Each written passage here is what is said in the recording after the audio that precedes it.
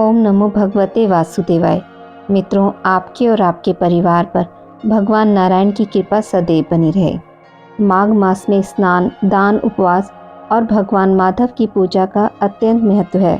माघ मास में गंगा स्नान अवश्य करें और अपने सामर्थ्य के अनुसार दान जरूर करें।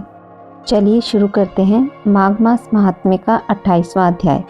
वशिष्ठ जी कहने लगे कि हे राजा दिलीप, बहुत से जन समूह सहित अछोत सरोवर में स्नान करके सुखपूर्वक मोक्ष को प्राप्त हो गए। तब लोमश जी कहने लगे, संसार रूपी इस तीर्थ राजा को सब श्रद्धा पूर्वक देखो। यहाँ पर 33 करोड़ देवता आकर आनंद पूर्वक रहते हैं।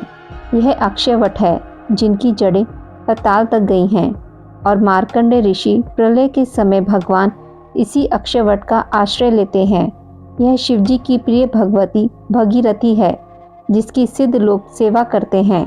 यह गंगा स्वर्ग के हेतु पताका है। इसका जल पीकर मनुष्य मुक्त हो जाते हैं।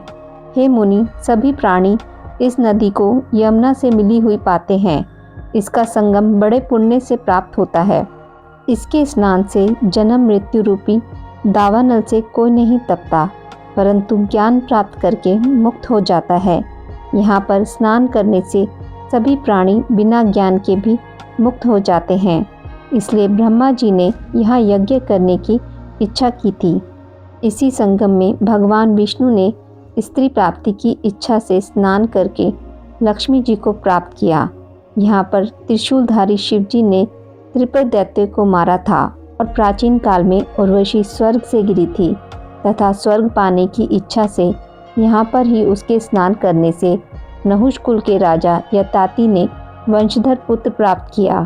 यहाँ पर इंद्र ने प्राचीन काल में धन की इच्छा से स्नान किया था और माया से कुबेर के सब धन को प्राप्त किया था। प्राचीन काल में नारायण तथा नर ने हजारों वर्ष तक प्रयाग में निराहार रहकर उत्तम धर्म किया था। यहाँ से जगाश्व सन्यासी ने महादेव जी जैसी शक्ति वाले से विजय पाई थी तथा अणिमा आदि योग के अति दुर्लभ ऐश्वर्य प्राप्त किए थे। इसी क्षेत्र में तपस्या करके श्री भारद्वाज सप्त ऋषियों में सम्मिलित हुए। जिन्होंने भी यहाँ स्नान किया सबको स्वर्ग की प्राप्ति हुई। इसलिए हमारे विचार से तुम त्रिवेणी में स्नान करो। इस स्नान से पहले किए हुए तुम्हारे सब पाप नष्ट हो जाएंगे और संपूर्ण वैभवों को प्राप्त हो जाओगे। ऋषि के इस प्रकार के सत्य वचन सुनकर सभी त्रिवेणी में स्नान करने लग गए और उसी स्नान से सबकी पिशाचता नष्ट हो गई। शाप से विमुक्त होकर उन्होंने अपना शरीर धारण कर लिया।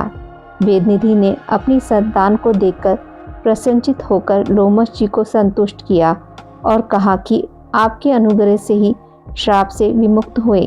अब आप इन बालकों के योग्य धर्म को कहिए। लोमश जी ने कहा कि इस युवा कुमार ने वेदों का अध्ययन समाप्त कर लिया है, इसलिए इन कन्याओं के प्रीतिपूर्वक कर कमलों को ग्रहण करें। तब लोमश जी तथा अपने पिताजी की आज्ञा से इस ब्रह्मचारी ने 5 कन्याओं से विवाह किया। इन कन्याओं के सब मनोरथ पूर्ण हुए। जिसके घर में लिखा हुआ यह महात्म्य पूजा जाता है, वहाँ नारायण ही पूजे जाते हैं। पुष्कर तीर्थ में, प्रयाग में, गंगा सागर में, देवालय में, कुरुक्षेत्र में तथा विशेष करके काशी में इसका पाठ अवश्य करना चाहिए। पुष्कर तीर्थ में ग्रहण के अवसर पर इसके पाठ का दुगना फल मिलता है और मरने पर वैष्णव पद को प्राप्त होता है। माघ मास महात्म्य का 28वां अध्याय यहीं पर समाप्त होता है। आज की इस वीडियो में बस इतना ही।